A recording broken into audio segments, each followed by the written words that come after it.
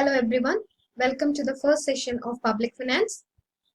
I am Chuvadis Maria Franklin and today we will be learning about what public finance is and also some of the very important types of goods that we deal in public finance. So to start with, what is public finance? Public finance is the branch of economics that deals with public revenue and public expenditure of the government and also the adjustment of one or the other to achieve some desirable results and eliminating undesirable ones. So what is public finance? It is of course the branch of economics. It deals with government revenue and government expenditure. That means revenue and government expenditure of the government. And also there is adjustment between these two. Government revenue and government expenditure are being adjusted in order to achieve some desirable or favorable effects or results and also to eliminate the undesirable ones. Avoid or eliminate the undesirable effects. So public finance studies about the income and expenditure activities of the nation or the state or the government. Also, public finance is concerned with the maximization of a community's welfare, that is the nation's welfare.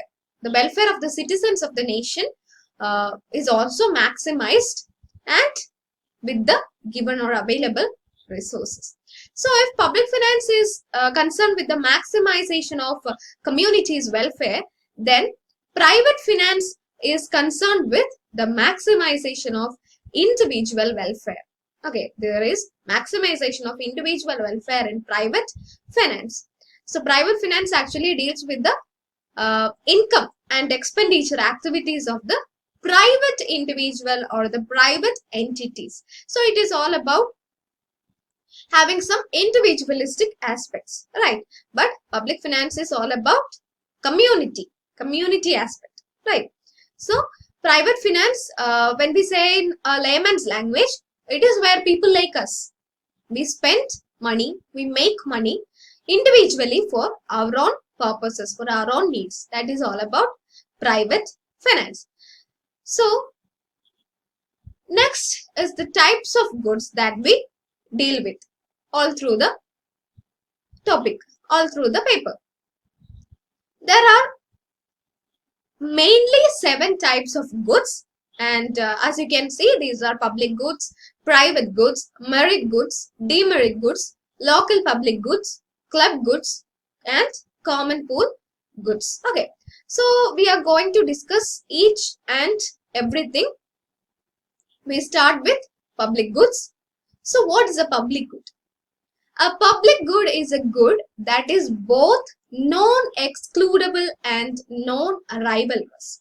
So these are the very important basic characteristics of a public good. It is non-excludable and non-rivalrous. Okay, what do you mean by non-excludability? Being non-excludable means that individuals cannot be excluded from use. Okay, the individuals, a certain group of individuals cannot be excluded from the usage or the consumption of a particular good. Okay, that is a type of public good. Then also there is non-rivalrous characteristic. What do you mean by non-rivalry? Non-rivalry is where the use by one individual does not reduce the availability of a particular product to others. Okay, so when an individual uses a product or service, it does not reduce the availability of that particular product or service to others. So such a characteristic goes to what is known as public good. So this is all about public good. So being non-rivalrous means that the good can be consumed, the good or service can be consumed simultaneously by more than one person. So this type of goods, that is public goods, they are mainly provided by the government to the entire nation, to the entire citizens mainly. And some examples are given there, air, then public parks, defense, etc. So let's see some important features of a public good. We have already learned about two important characteristics, that is non-excludability and non-rivalry. So that is given in the first 2 points. They are non-rival in nature. That is the public good. A particular public good can be consumed simultaneously by one or more persons. Okay. Then it is non-excludable. That means you cannot exclude somebody. You cannot exclude some group of people from consuming such type of goods. Then third one is that they are indivisible. What do you mean by being indivisible? That means they cannot be divided further. These goods cannot be divided, right? Air, then public parks, they are something that we have to benefit from. They cannot be divided into further fragments. Then fourth one is that marginal cost for providing the good to an additional consumer is 0 or near to 0. That is marginal cost. What do you mean by marginal cost? It is the additional cost that is incurred to a person when he or she consumes an additional unit of a particular product or service. So marginal cost for providing this particular good, that is a public good, to an additional consumer, the marginal cost is 0. That is, cost will be equal to 0 or nearly equal to 0 when a person consumes that good further, when he or she consumes that good further. So that is all about the fourth feature. Then there is the fifth feature, that is total demand is calculated by mode of vertical addition of demand. So how do we calculate the total demand or the market demand? Usually we calculate it like horizontally, but in the case of a public good, we actually calculate the total demand or market demand by the mode of vertical summation or vertical addition of demand.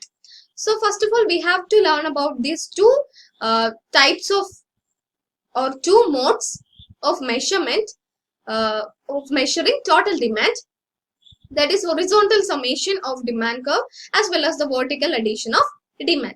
So what do you mean by horizontal summation or horizontal addition of demand curve? This implies that we add quantities demanded by individuals. So what are the quantities demanded by individuals at each price? Okay, at rupees 5, how much quantity is being demanded by a group of individuals? So that will be the question. So here we add quantities at certain prices. Okay, here we add quantities that the individuals demand at certain prices in the market, and that is the way of calculating total demand through horizontal summation. Okay, then what do you mean by vertical summation or vertical addition of demand? Vertical addition of demand means that here we do not add the quantities, but we add the prices at which the individuals demand goods, okay, at each quantity. So earlier in case of horizontal summation, we added the quantities at each price, but for vertical summation, we add prices at each quantity. Okay, so in order to get 10 kg of this product, how much should I pay? How much am I willing to pay? Okay, so that is all about vertical summation, and vertical summation is the mode for calculating total demand in case of a public good. So sixth one is that there exists a problem of free riding in case of public goods. Free riding means there is no need of payment. Payment is not compulsory, because you can see the examples are like air, defense, public parks, etc. Okay, they are of course free of cost. Air is of course given free of cost. So there is a free rider problem in case of a public good. These are the main important features of a public good. So the most important characteristics are being non-rival and non-excludable. Okay. Now we have private goods. So private goods are those goods which give utility to the person consuming that particular commodity, and also the benefits derived from that particular commodity are denied to others. It is restricted to myself. If I am purchasing that product, the benefits derived from that commodity or that service is actually restricted to myself. Okay, so that is all about private goods. And private good is actually price determined. It is a good whose price is determined. The price is already determined in the market, and if I am willing to pay off, or if I pay for that commodity or service, then I am allowed to consume it. Okay, so if you have the ability to pay, or if you can afford to pay that commodity, then you can consume that commodity after the payment. But if you do not afford to pay that particular commodity or service, then you are not allowed to consume it. So this is exactly opposite to what we have learned about public goods. So private goods, for such type of goods, the price is already determined in the market, and those who pay for that price, they are allowed to consume that particular commodity or particular service. So what are the main important characteristics of a private good? Private goods are both excludable and rival in nature. So for public goods, we learned that public goods are non-excludable and non-rival, but private goods are excludable and rival in nature. Excludable means some people or some persons are being excluded from consuming, being excluded from availing the utility, okay, availing the product. So some people are being excluded.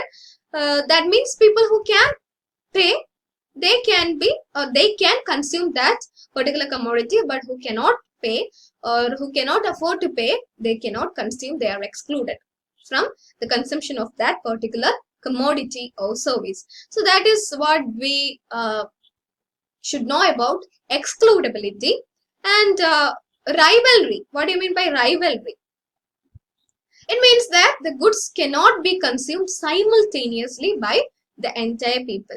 For public goods, the goods could have been consumed entirely, okay, entirely by the nation, or all the people are, or all the people can avail that particular commodity. But here in case of private goods, the people or the persons cannot simultaneously consume, or they cannot simultaneously avail the good or service. So this is all about private goods. Some examples are car, then house, then food, etc. Basically the goods that we see. Then there are some features of a private good. First two we have already seen: excludable in nature, and also they have rivalry characteristics. Okay. Then third one is that they are divisible in nature. They can be divided. Okay, they can be divided. Private goods are not free. We cannot obtain private goods for free. Also, there will not be any free rider problem here, because free rider problem says that the goods can be available for free, but private goods are not available for free. Then fifth one is that marginal cost is not zero. Here, if you want an extra unit of that commodity, you have to pay extra. Okay, you have to pay extra. There is an extra cost, and that is what is shown in this feature, that is marginal cost is not zero. Then the last feature is that the total demand is calculated by horizontally adding the individual demands. Here there is horizontal summation of demands, individual demands, in order to calculate the market demand. So this is in case of a private good. This is all about public and private goods. And the next category of goods is merit goods. Okay, merit goods. So this concept of merit goods was actually given by Musgrave, and merit goods are such type of goods that we should encourage, whose consumption or whose production that we should encourage. For example, low cost housing at low cost, and also education is given for free. Okay, so these are some examples of merit goods. Also, these are the goods that the individual or the society should have, not on the basis of the ability to pay or the willingness to pay, but on the basis of the concept of need. Okay, it should be based on the needs of the people, that these consumption, these products should be availed or given to the citizens, but it should not be based on the ability or the willingness to pay. It should be always based on the needs of the people. Okay, needs of the society or needs of the individuals. Then these are the type of goods that have some positive externalities. So you know what externalities are, right? Externalities occur when there are some effects to a third person, to a third party due to the production or consumption of a product or a service. Okay, so positive externalities means the effects will be benefits. There will be good effects due to the consumption and production of some commodity to a third party. Okay, to a third party. That means he or she is neither the consumer nor the producer. Okay, he or she is some other third party. And merit goods, they possess positive externalities. That means good effects are being given to third parties. And also market for merit goods is an example of an incomplete market. Okay, market for merit goods is an example of an incomplete market because demand is huge but the supply is less. Okay, demand is huge but the supply is less. This is all about merit goods. Then we have demerit goods. Demerit good is a good service whose consumption is considered as unhealthy. Okay, it is degrading, or such goods are socially undesirable because of the negative effects that these goods possess. Okay, negative effects are being given on the persons who consume or also or the persons who benefit from these goods. Okay, it is overconsumed if left to the market forces. Okay, so because of this nature of demerit goods, governments often levy taxes on these goods. Okay, governments often impose taxes on such type of goods because these goods, they have some negative effects or they are socially undesirable. The examples of such goods are alcohol, then tobacco, etc. So consuming a demerit good has its own negative effects upon the consumer, upon the person who consumes it. So it of course has some negative externalities. So demerit goods is a good or service whose consumption is considered unhealthy, degrading or socially undesirable because of the negative aspects or the negative effects that it poses on the consumers themselves. Okay, this is all about demerit goods. Then we have local public goods. That is Tybert hypothesis. This is also known as Tybert hypothesis because the idea was actually proposed by Charles Tybert. Okay, Charles Tybert in 1956. So what are local public goods? As the name suggests, local public goods are public goods that can be enjoyed only by residents in a particular local community. Residents in the local community. That means, for example, you might have seen some public schools locally, like local public schools. Then there will be beaches. Then also local parks, etc. So this is what is known as the local public good. Local public goods are public goods that can be only consumed or enjoyed by the residents of a particular local community. That means the people who live in that local community can only enjoy or can only consume such type of public goods. Okay, so Charles Tybert in 1956, he observed that the market failure actually arises because of public goods. So we will be dealing with market failures in the coming sessions. But of course, we should know that market failure, that is failure of market, public goods is actually a cause of this failure of. There are markets, there are several other causes also, but one of the important causes public goods. And because of this, difficulties in information transmission was there. That is, for a whole nation, it is actually divided into states. Okay, different states. As we can see in the case of India, it is divided into different states, and the needs of each state differs. Right, the needs of each state differs, and inside that state itself, there are different other districts. Okay, districts, and each need or the needs of each district differs.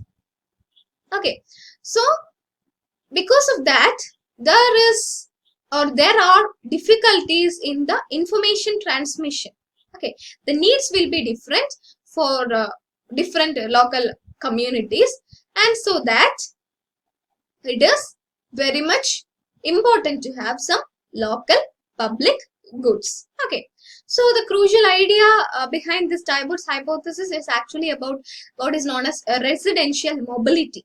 Residential mobility. Residential mobility means what? The residences are being moved from one place to another. Okay, that means people they move from one place to another. Okay, finding their residences.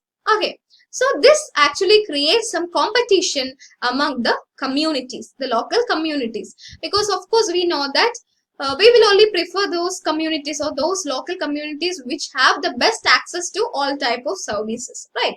Public schools, then parks, hospitals, etc. So that is all about local public goods and the Tybert hypothesis. Then we have club goods. Club goods are classified as a subtype of public goods that are excludable but non-rivalrous.